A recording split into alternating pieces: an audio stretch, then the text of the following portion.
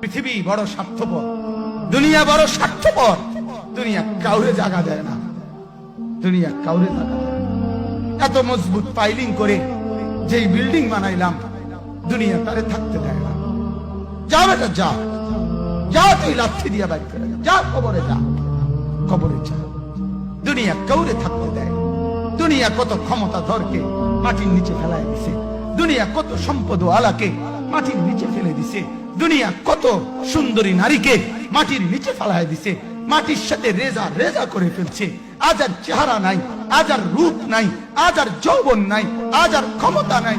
এমন বাদশা ছিল পৃথিবীতে যার হাতের আঙ্গুলের ইশারায় মানুষের গর্দান উড়াইয়া দিত, যার হাতের ইশারায় উঠত মানুষ, বসত মানুষ।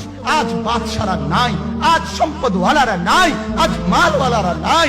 দুনিয়া কাউরে থাকতে দেয় না, কাউরে না দোস্ত, কাউরে দেয় না। দুনিয়া দাদারে আমার থাকতে দেয় নাই। আমার দাদারে আমি দেখছি, আজ আমার দাদা নাই। আমার নানারে আমি দেখছি, আমার নানা নাই। আমার দাদিরে আমি দেখছি, আমার দাদি নাই। আমার নানিরে আমি দেখছি, আমার নানি নাই।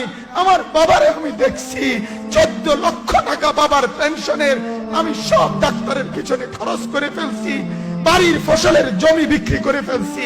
আমার বাপ যেন না মরে বারবার বারে হসপিটালে নিছি, কিন্তু দুনিয়া আমার বাপকে থাকতে দেয় নাই। আমার বাপ কবরে চলে গেছে। দুনিয়া কাউরে থাকতে দেয় না, কাউরে না, কাউরে না, কাউরে না, কাউরে না। আমার বাপ দুনিয়া কাউরে থাকতে দেয় না। তুমি থাকবা না, তুমি থাকবা না। দুনিয়ার ধোকায় পড়ো না বাপ, দুনিয়ার ধোকায় পড়ো না। মাকে বুঝার, আজ মারা বেসামাল হয়ে গেছে, আজ বোনেরা বেসামাল হয়ে গেছে, বেপরদার উৎসব তুলে দিচ্ছে। এটা যেন আল্লাহর সাথে যুদ্ধ করছে। আল্লাহ করোনা না, তুমি আরো কিছু দাও, আমরা বেপরদিকে ছাড়বো না। যুবক ছেলেগুলো যেন বলতেছে, আল্লাহ তুমি করোনা দেওয়ার চাই দাও, অশ্লীল ছবি দেখা, ফেসবুকে নর্তকী দেখা আমরা ছাড়বো না। দেখি তুমি কি করতে পারো, তুমি যা করার করো। দোকানদার ব্যবসায়ীরা হারামের লেনদেন করা বন্ধ করছে না, সুদখোর সুদ ছাড়ছে না, ঘুষখোর ঘুষ ছাড়ছে না, নাফরমান আর জিনাকার ব্যভিচারী এরা কেউ কিছু ছাড়ছে না। বেহায়ার বেপর্দা নারী তার অশ্লীলতার বেহায়াপনা ছাড়ছে না। মুসলমান তার ঘরে টেলিভিশনের নর্তকীর আওয়াজ তো বন্ধ করছে না। হায় করোনা কিভাবে যাবে, আযাব কিভাবে যাবে বলেন, বলেন, বলেন আপনারা। আমার বাপ ফেরাউনের উপরে তো আযাব এতদিন ছিল না, নমরুদের উপরে আযাব এতদিন ছিল না, সাদ্দাদের উপরে আযাব এতদিন ছিল না, কারুনের উপরে আযাব এতদিন ছিল না, লূত আলাইহিস সালামের কওমের উপরে আযাব এতদিন ছিল না, হুদ আলাইহিস সালামের কওমের উপরে আযাব এতদিন ছিল না, নূহ আলাইহিস সালামের কওমের উপরে এতদিন আযাব ছিল না।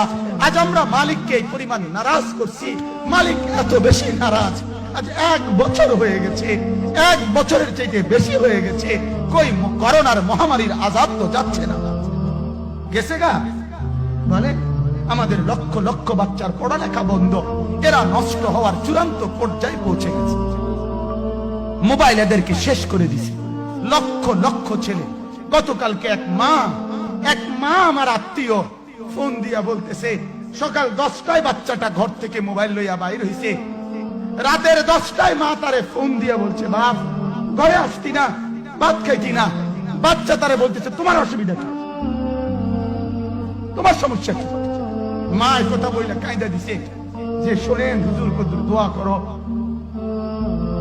এক বাচ্চা, এক ছেলে, সে যদি তার মাকে কথা বলতে পারে, তার মানে গুনাহ তারে এত মজা দিয়া দিছে, ফেসবুক তারে এত মজা দিয়া দিছে, ইউটিউব তারে এত মজা দিয়া দিছে, নর্তকী তারে এত মজা দিয়া দিছে, গুনার দৃশ্য তারে এত মজা দিয়া দিছে, সে মাকে ধমক দিচ্ছে। রাত 10টা বাজলে কি হইছে, রাতের 3টা পর্যন্ত দেখলে তোমার সমস্যা কি? আমার আখিরাত আমি নষ্ট করলে তোমার অসুবিধা কি? আমার জাহান্নাম আমি ঠিক করে নিলে তোমার সমস্যা কি? আল্লাহ আমাদেরকে মাফ করে দেন, আল্লাহ আমার জাতিকে মাফ করে দেন।